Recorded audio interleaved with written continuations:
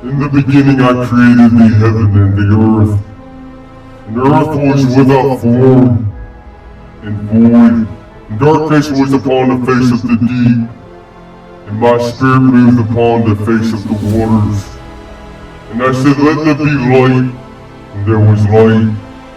And I saw the light, that it was good. And I divided the light from the darkness. And I called the light day, and the darkness I called night. And the evening and the morning were the first day. And I said, let there be a firmament in the midst of the waters, and let it divide the waters from the waters. And I made the firmament and divided the waters which were under the firmament from the waters which were above the firmament, and it was so. And I called the firmament heaven, and the evening and the morning were the second day.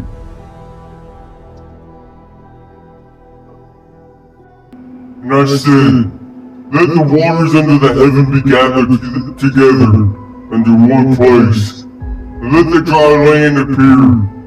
And it was so. And I called the dry land earth, and the gathering together of the waters I called seas. And I saw that it was good. Hello, how's everyone doing out there? I hope you enjoyed this featured presentation about the Eye of the Beholder. In these series, I will be debating the idea of flat Earth.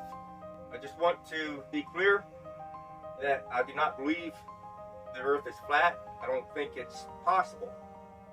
And I think it is absolutely, theologically incorrect, and it is against Bible doctrine.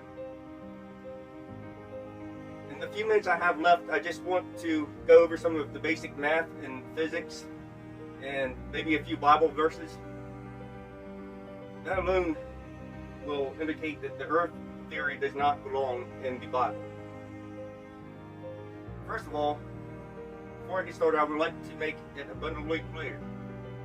I do not in any way, shape, or form believe that the Bible is a book of science.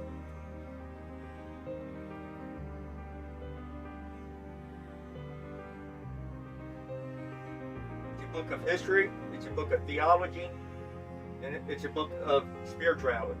It is not a book of science. If you try to use this book as a science book, you will probably get misled, and you probably will mislead other people.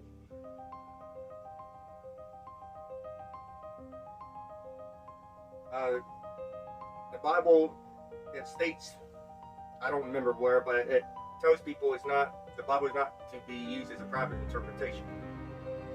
And I believe the flat earthers they're interpreting the scriptures in a way that they're privately interpreting it to be science. And most of what they're talking about it's how they spoke back then. It's a way of speaking, it's a way of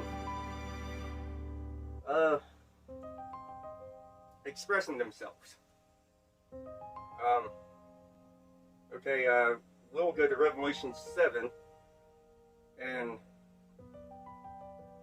I'll read this verse, and it'll be up on the screen over there to my right. Let's see. And after these things, I saw 4 angels standing on the 4 corners of the earth, holding back the 4 winds of the earth, that the wind should not blow on the earth, nor the sea, nor any trees. Now, this for some people, maybe it sounds like there are 4 corners and it's like a square.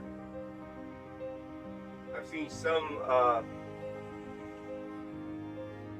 I've been studying this for like a week and a half, and some flat earthers kind of preach that it's a square earth, but in the middle it's round, and then it's got a dome, an ice dome over it, like this.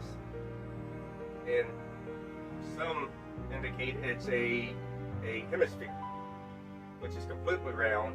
It's pretty much a half globe. The bottom is flat, and The rest is a duh. But this does seem to be one of the major Bible verses in Revelations used to prove the earth is either square, round, or a hemisphere. I hate to break it to any one of you who are using this verse or believes in flat earth. You have been tricked and brainwashed. None of these shapes or objects which is used in the flat earth theory has four corners. A square, for instance, is one-dimensional object or shape, not an object.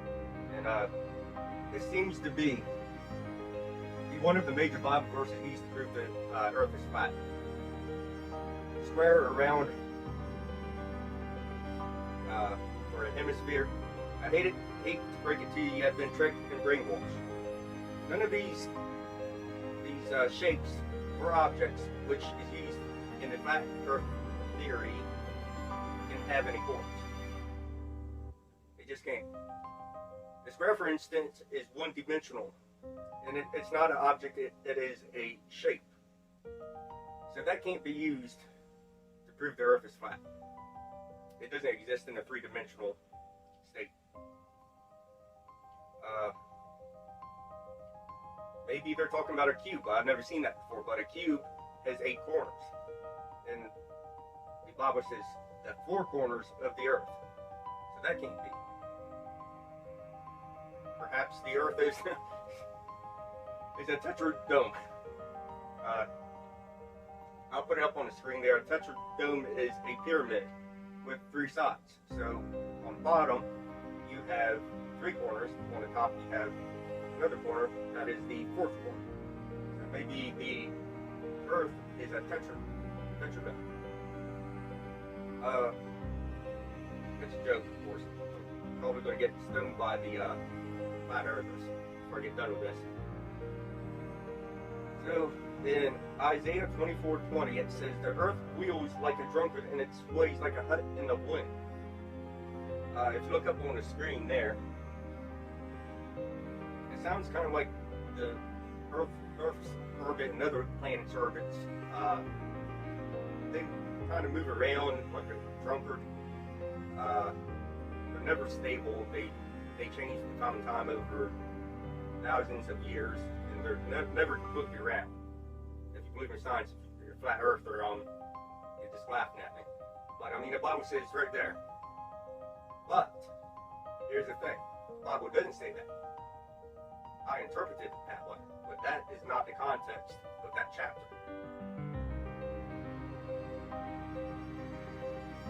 For example, in that verse, the word earth represents the people of the earth. It doesn't really mean the planet.